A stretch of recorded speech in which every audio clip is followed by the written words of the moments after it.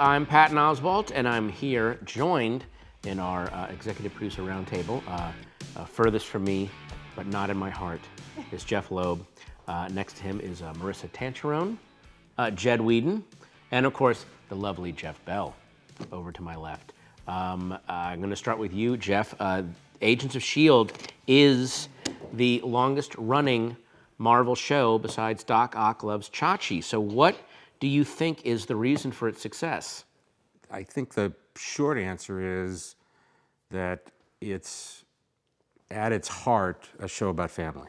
I think that speaks really to what Jeff and Jed and Maurissa and Joss came up with in the original days, which was to create a new Marvel show with a character that held the center in Phil Coulson. We had seen this extraordinary world established in the comics, in the movies, and I think that's why people responded so well to the show, is that we did have Phil Coulson and these other normal humans to sort of relate to, and I think the proof was our second Comic-Con, when our cast walked out and the crowd went crazy. The first Comic-Con, they were like, "We like the thing you're in." I see potential. Yeah. And then the second time, they were dressed as them.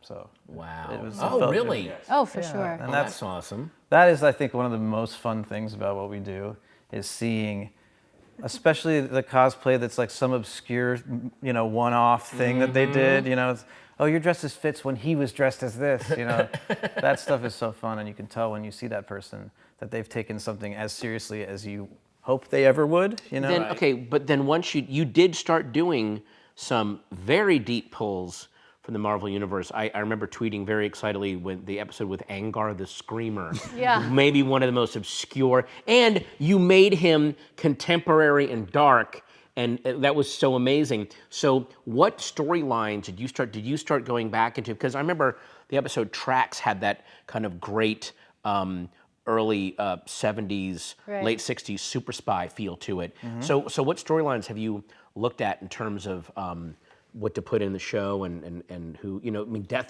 Deathlock in there, for I think God's sake. Deathlock was one of my favorites. The slow build in Tracks of finding that they're delivering something. What is it? It's a leg.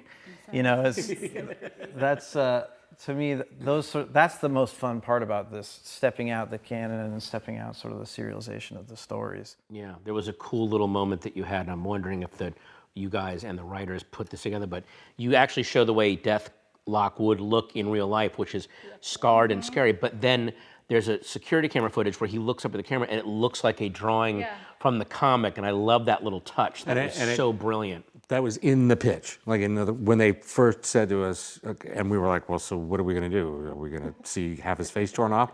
He said, no, actually, there's going to be this moment, and that moment became part of the show. Ghost Rider was something that we were very afraid of going into it. How so? Why?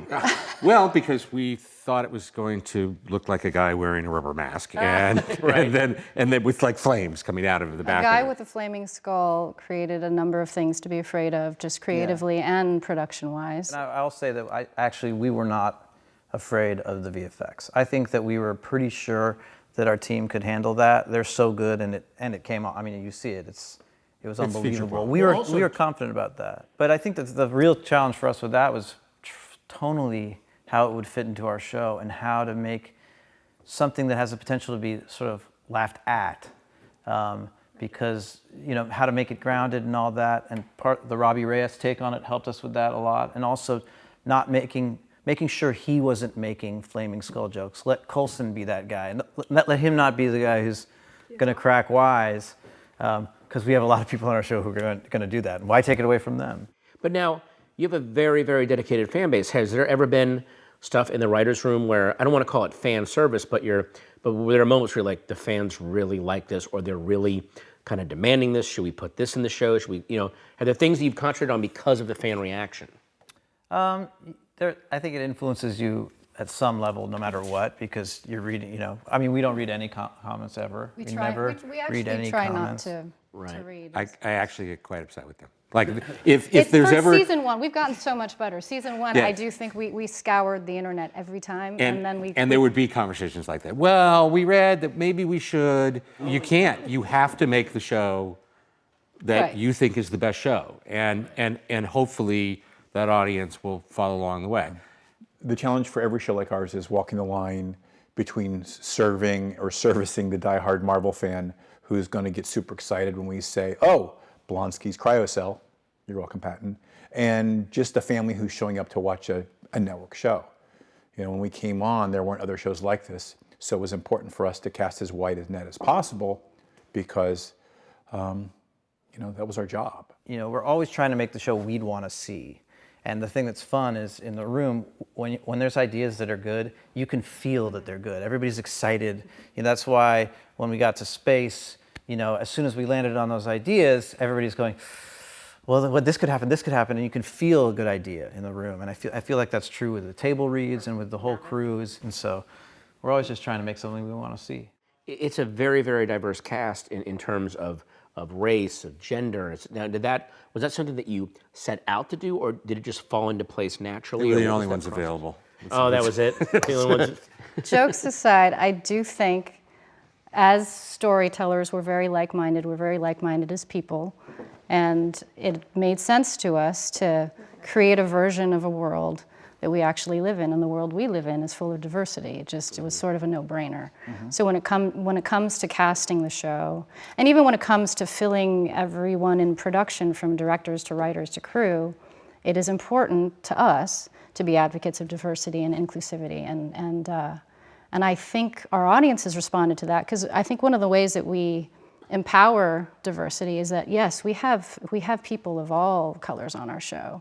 And even with our guest cast and our villains, we're sort of equal opportunity employers with diversity, but And Australians. and Australians, a lot, like an inordinate amount of Australians and people from the UK. We basically empower it by not highlighting it at all. They're just people who work together. They're people who want to achieve the same thing. It's just normal. I've been doing this a while, and the talent pool has always been there. It's just taken the industry a while to catch up with how the world looks. You know, the fact that more young people of color can see themselves and people like them reflected on TV, I think also inspires others to want to do it as well.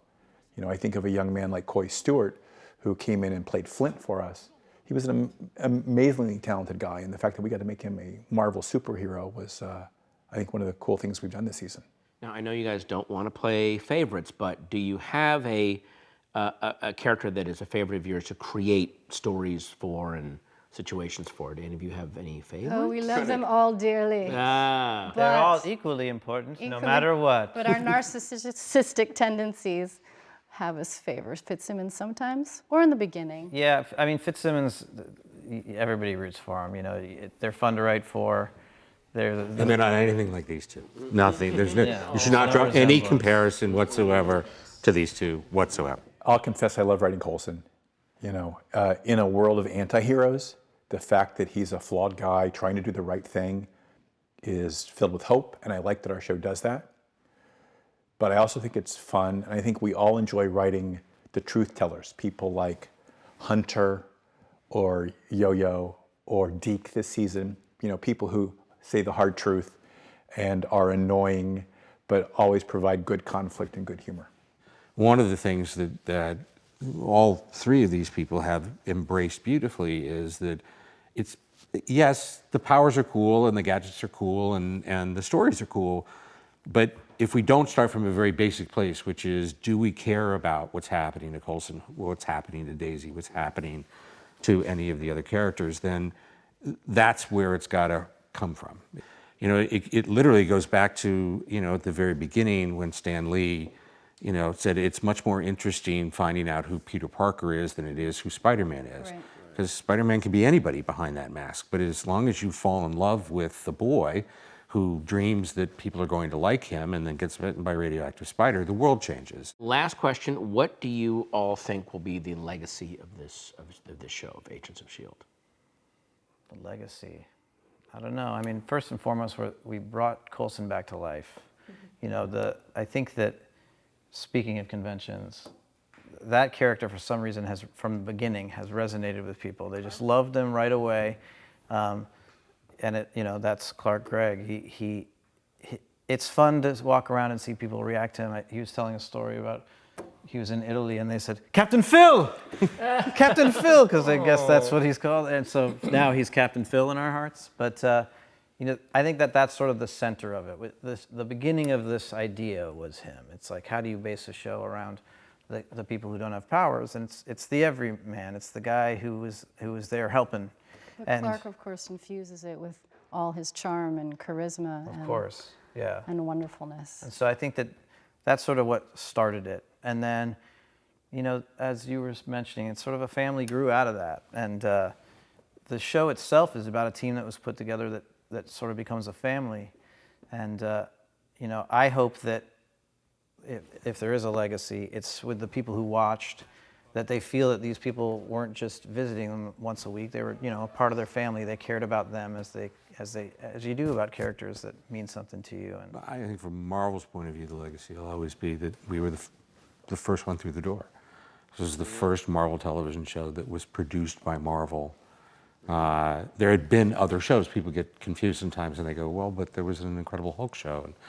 And those things are true. There were things that predated us that had Marvel's name on them, but it didn't mean that people from Marvel actually were doing it. Look, the hallmark of Marvel shows or Marvel stories are action and humor and emotion and heart. And I think we've tried to honor those. And I guess my hope would be that these shows live on beyond this initial network run, and that, you know, kids who watched it with their parents now would grow up, maybe revisit them as adults, and perhaps even, you know, down the road watch them with their kids as well. That's a lot of stories. turns out we had 100 in us. Yeah, it's all where it downhill from there. Well, this has been an amazing roundtable with the executive producers. Guys, thank you so much for coming in. This is really awesome, taking time off from your online poker playing. Yeah,